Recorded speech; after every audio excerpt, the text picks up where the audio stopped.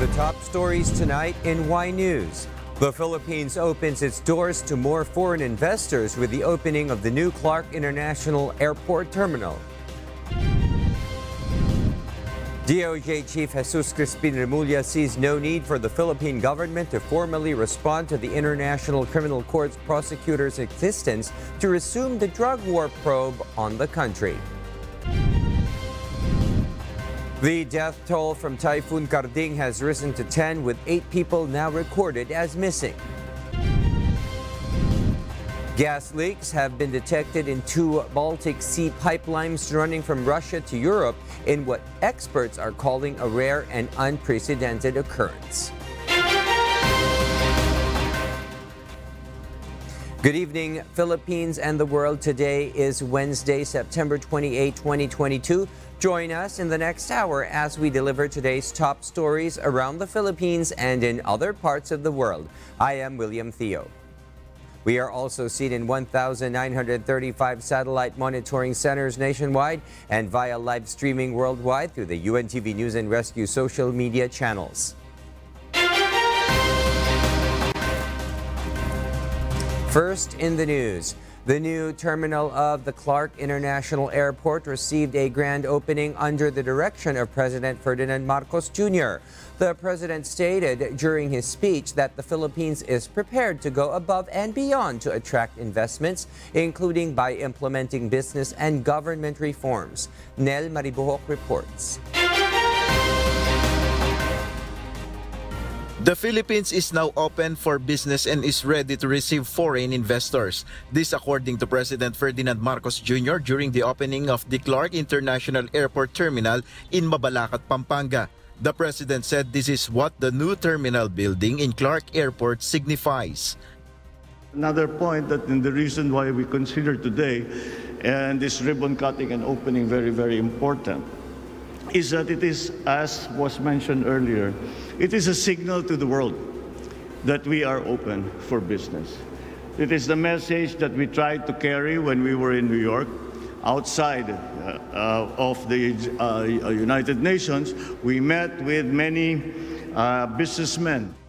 According to the chief executive, this was the message he tried to carry when he traveled to New York last week for the United Nations General Assembly and met with many business leaders.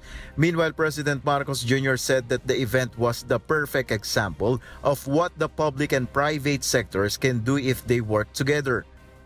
Ito yung aming laging pinag-uusapan na PPP. How do we leverage the assets of government? How do we leverage the assets of the private sector? How do we put it together and get a synergy out of it? He likewise pointed out that the new Clark Airport facility will be another building block in the country's thrust to become a logistics center of Asia.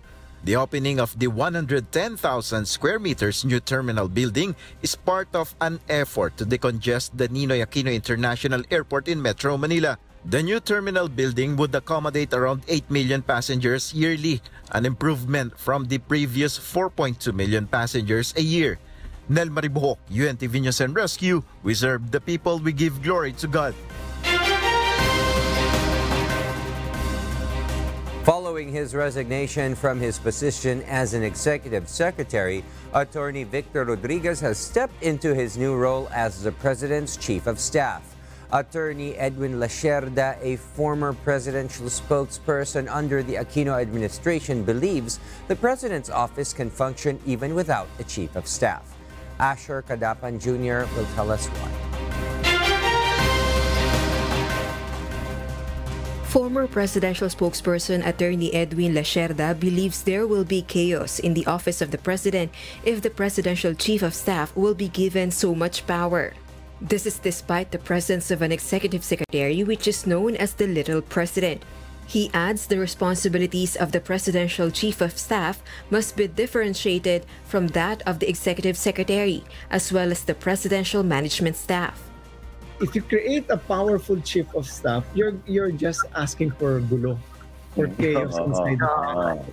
Polarization lang talaga mangyayari. And when we say chief of staff, pag chief of staff, whether it's government or private sector, yan yung parang dakilang EA na talagang babantayan mo talaga yung ang principal mo. Your principal president. The former palace official also believes the office of the president can function without a presidential chief of staff.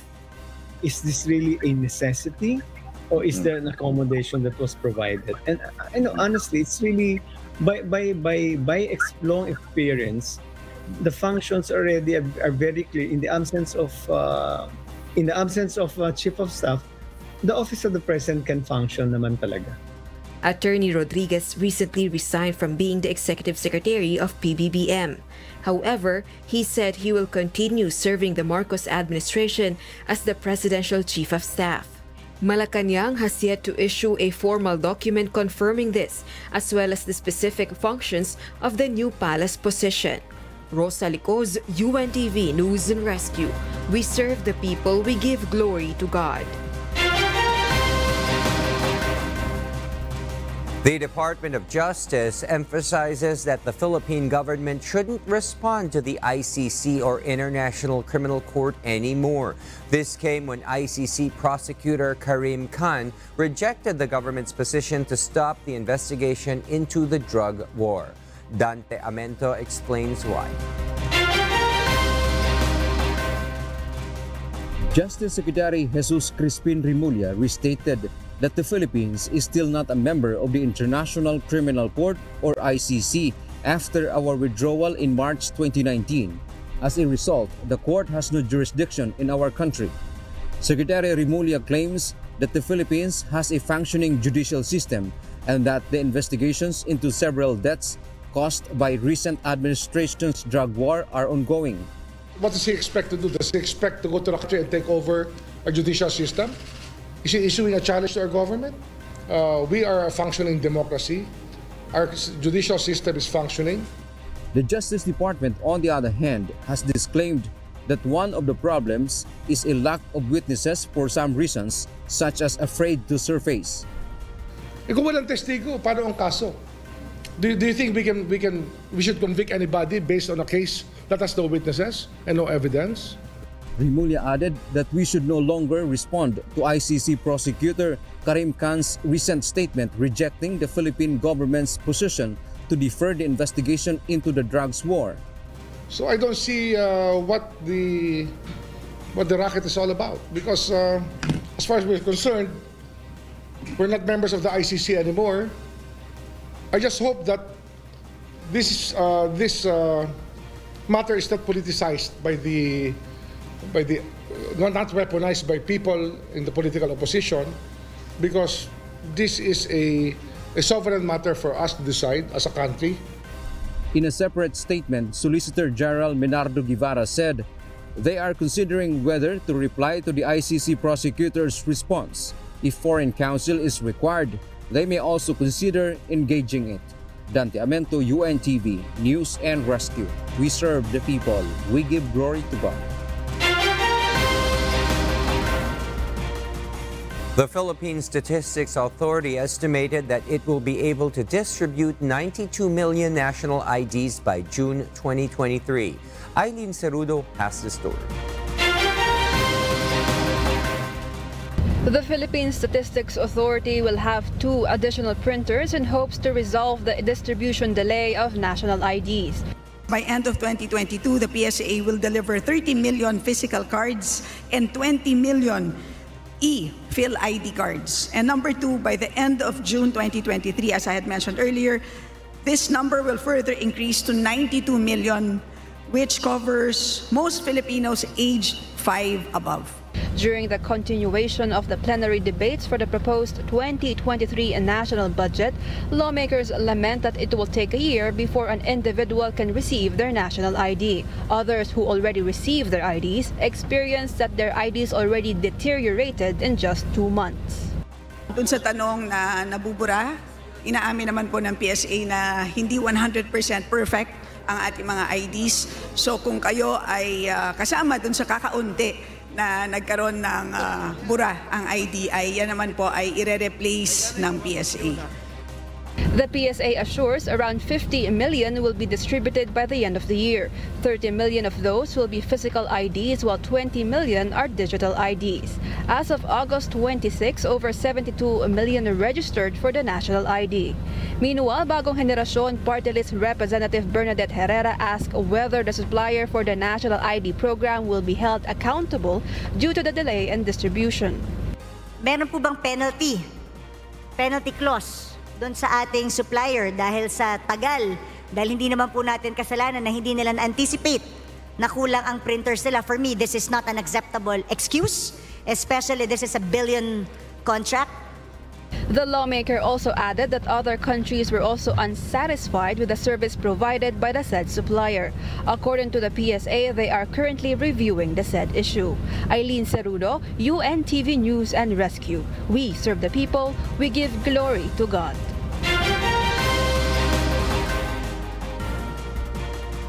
And for the news abroad, gas leaks have been detected in 2 Baltic Sea pipelines running from Russia to Europe in what experts are calling a rare and unprecedented occurrence. Jane Robles will tell us why live.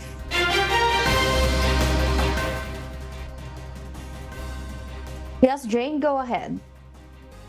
Marielle, the unusual leaks in the Nord Stream 1 and 2 gas pipelines were likely caused by underwater explosions, according to Swedish and Danish seismographic data, following dramatic falls in pressure on Monday.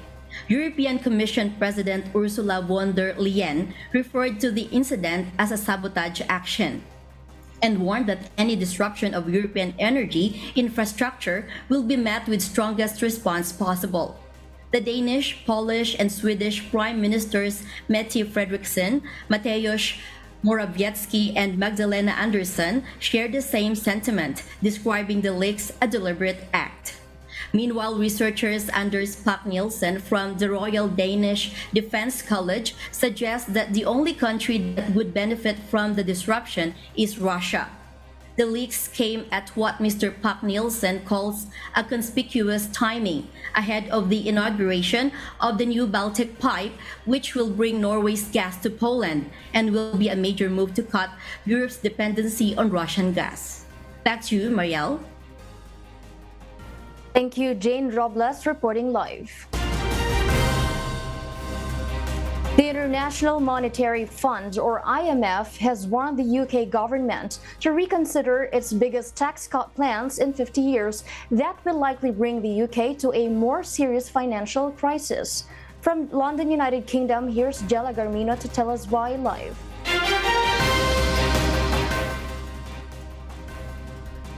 Yes, Jella?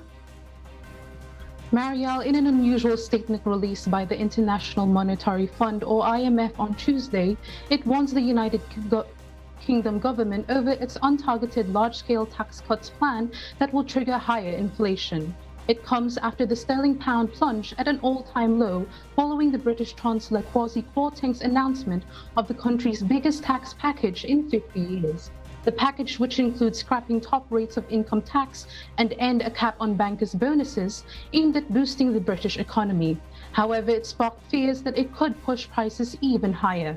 The $45 billion cut plan sent the UK currency to a record low of $1.03 on Monday as investors dropped the pound, with some of the UK's biggest financial institutions halted mortgage deals. The IMF also urges the UK government to re-evaluate its tax measures as they do not recommend large and untargeted fiscal packages at this juncture. Meanwhile, the Bank of England said, however, that the institution is prepared to deliver significant monetary policy by ramping up interest rates in response to the plummeting value of the sterling pound. Back to you, Marielle. Thank you, Jella Garmino, reporting live from London, United Kingdom.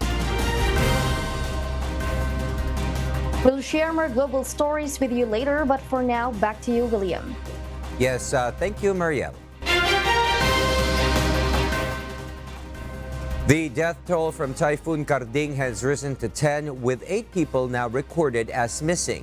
Leah Ilagan reports.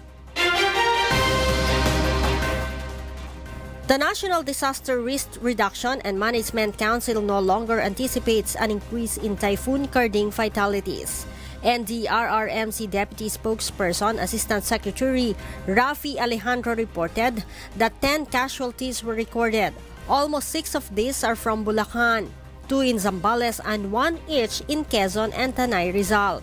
Yung tatlo dyan is still for verification. Ibig sabihin we're waiting for official document. No? Reported na ito but meron lang lacking requirements like official report na galing sa region. There are reports of 8 missing people, the 5 from Camarines Norte, a single in Quezon and 2 in Antipolo.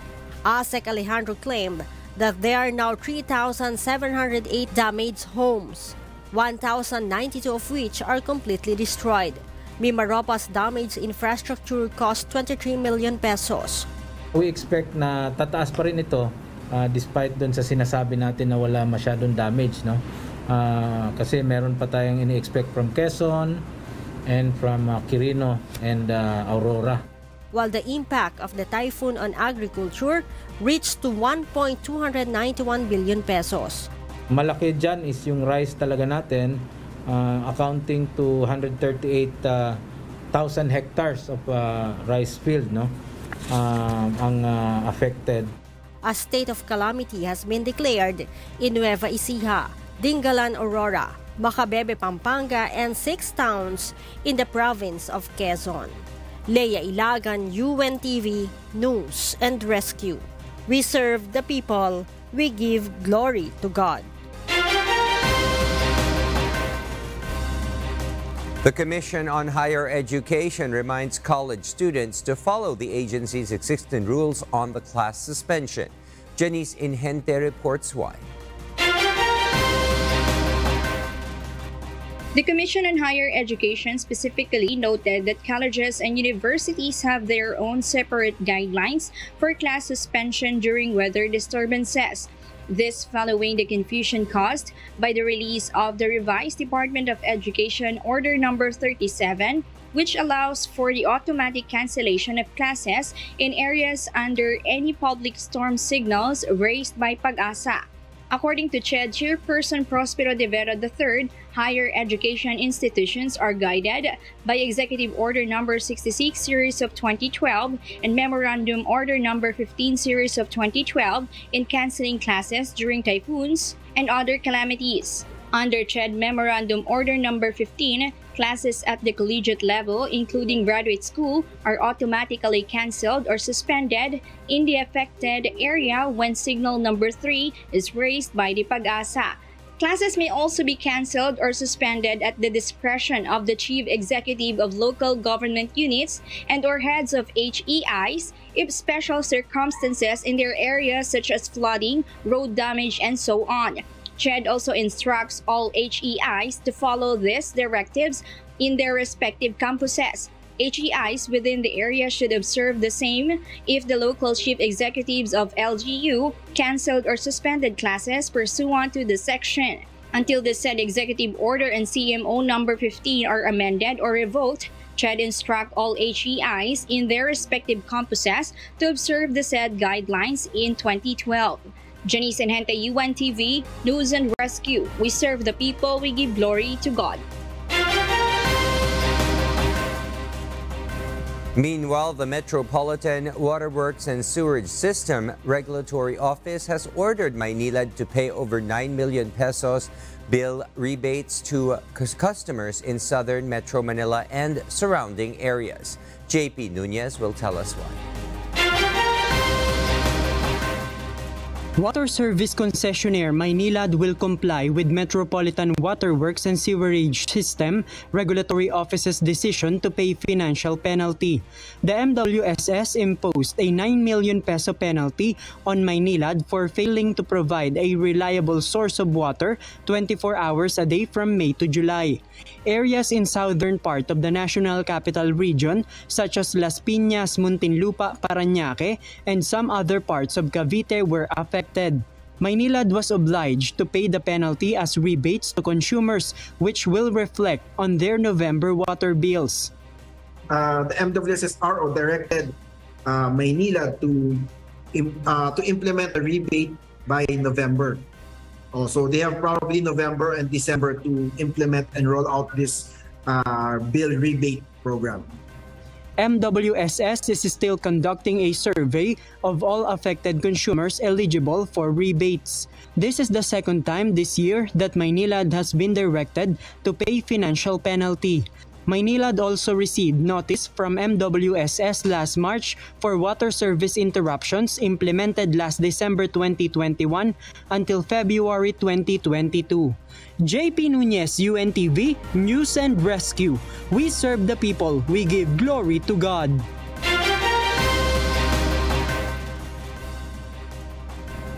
Florida braces for Hurricane Ian's impact after tearing through Cuba and leaving millions of people affected. Paul Gatchalian will tell us why live.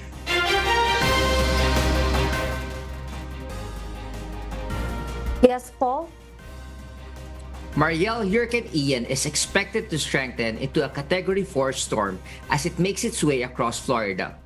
The major hurricane had just finished tearing through Cuba with winds of 125 miles per hour. It is expected to reach 220 miles per hour as it nears Florida's coast. 1 million people in Cuba were left with no electricity and around 50,000 people were ordered to evacuate. As Florida prepares for much larger damages across wide areas, 2.5 million people had already been ordered to evacuate. Although the homes can withstand the storm, Florida Governor Ron DeSantis had warned the residents the significant floods that are most likely life-threatening for the people. Around 30,000 utility workers are already in place and 100 shelters have been opened on Tuesday, with more expected to be opened. Several theme parks and airports have already been closed as well. Georgia Governor Brian Kimo has ordered 500 National Guard troops to be on ready for emergency responses. Finally, President Joe Biden will be sending Federal Management Agency employees to Florida to provide support for the mayors and residents, saying that their safety is more important than anything. Back to you, Mariel. Thank you, Paul Gatchalian, for that live report. In the United States, Senate Minority Leader Mitch McConnell endorsed a bipartisan deal known as the Electoral Count Reform and Presidential Transition Improvement Act. The bill can help prevent election subversion, such as the January 6 attack on Capitol Hill. Miguel Moldez tells us why. U.S. Senate Minority Leader Mitch McConnell has backed a bipartisan Senate bill to reform the 19th century law governing the Electoral College process and counting of votes after presidential elections. Once passed, the bill will limit the vice president's role in counting votes. It requires that at least 1/5 of each chamber voice their concerns for an objection to an elector to be considered. Also, the bill aims to strengthen laws for certifying election results and ensure a peaceful transition from one president to another despite contested results. The bill was crafted after protesters stormed Capitol Hill on January 6, 2021, as then Vice President Mike Pence oversaw a tally of the electoral votes to object Biden's win. The updated bill provides greater clarity on the vice president's role during the aftermath of elections in an effort to prevent future disruptions. With Senate Republican leader McConnell's endorsement, the bill's chance of being passed is greatly increased. Strongly support the modest changes that our colleagues in the working group have fleshed out after literally months of detailed discussions. I'll proudly support the legislation, provided nothing more than technical changes are made to its current form. Miguel Moldez, UNTV News and Rescue. We serve the people, we give glory to God.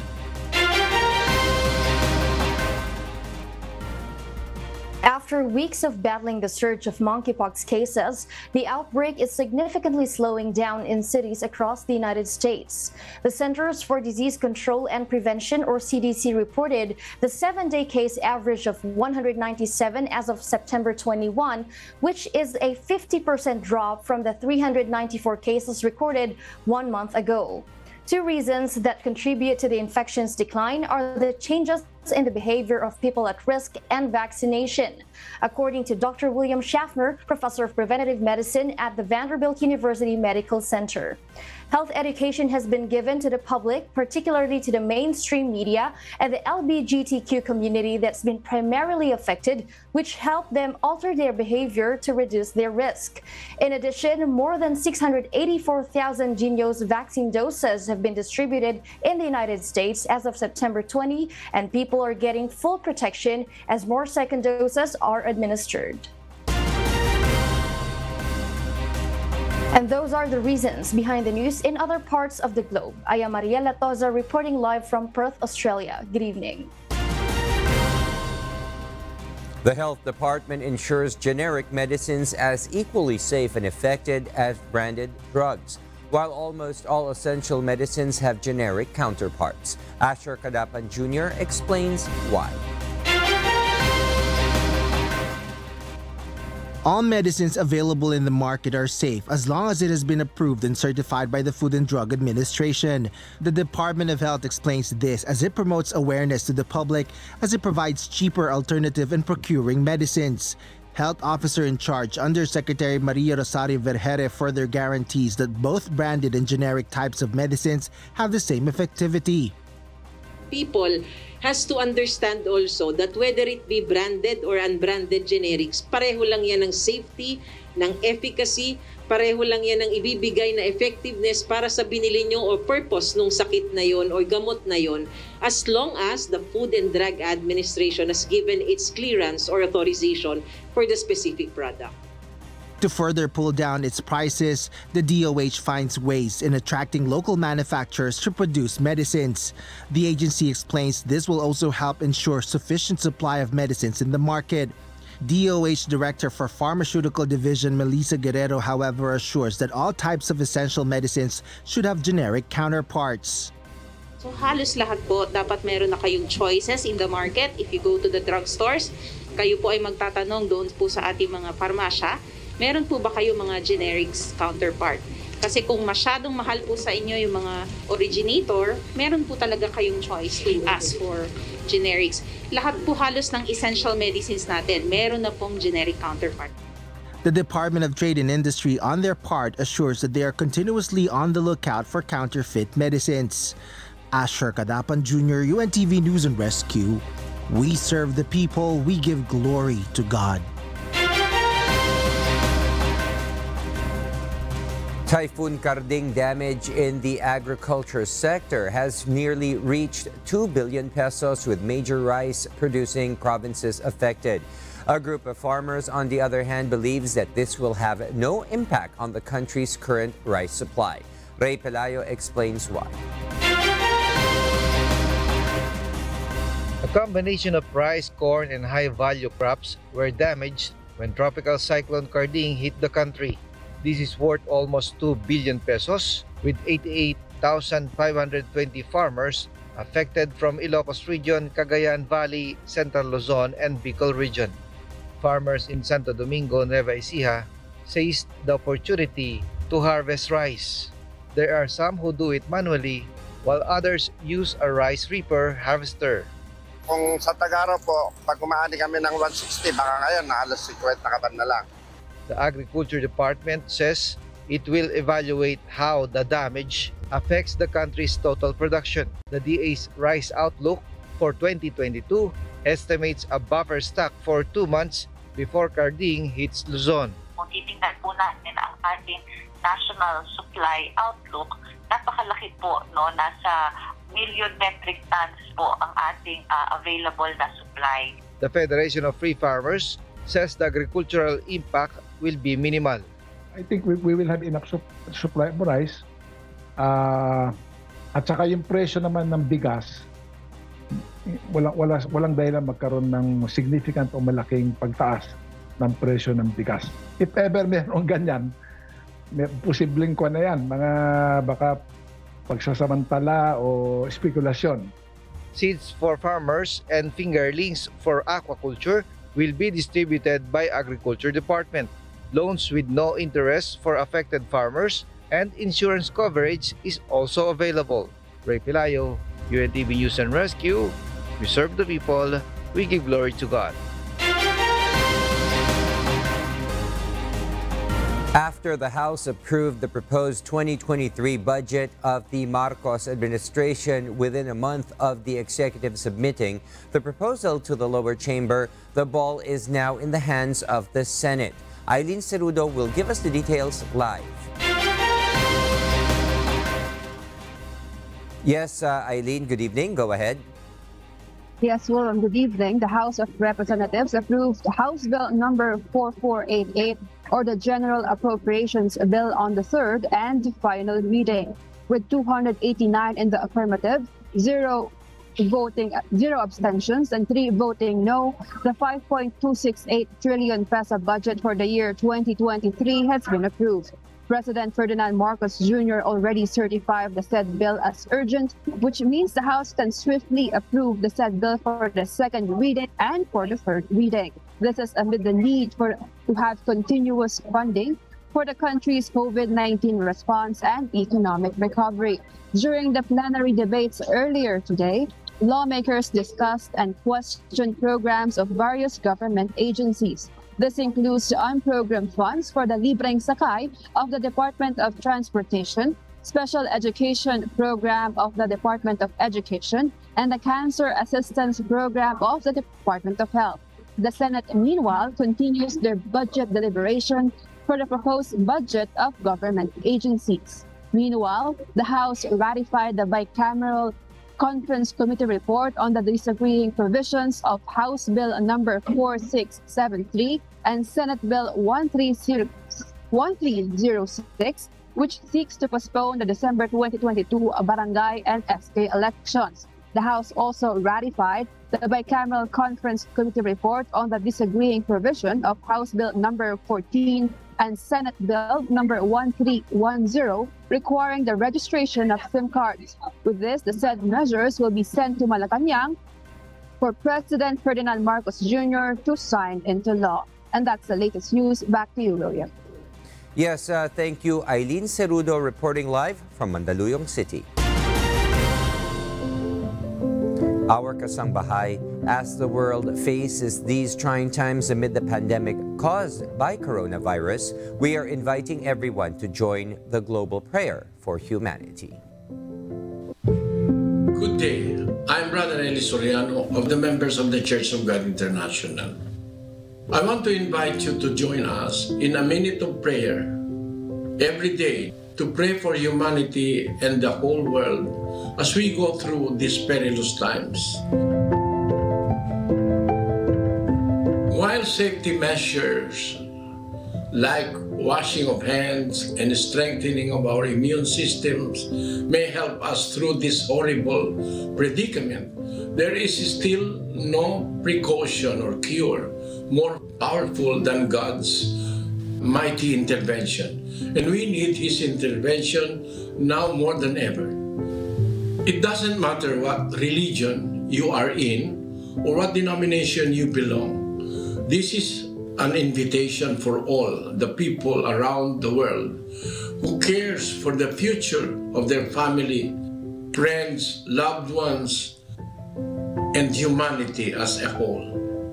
Everybody is welcome to pray with us. For more details, you can check out the description box below. Thank you very much, and I hope to hear from you soon. May God bless you.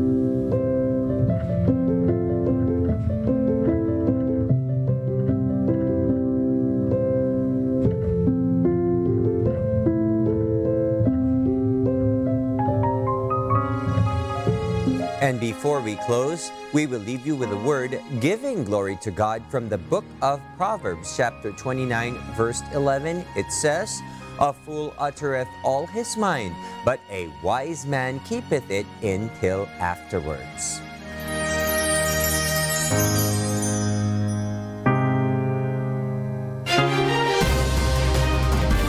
And those are the reasons behind the news, September 28, 2022.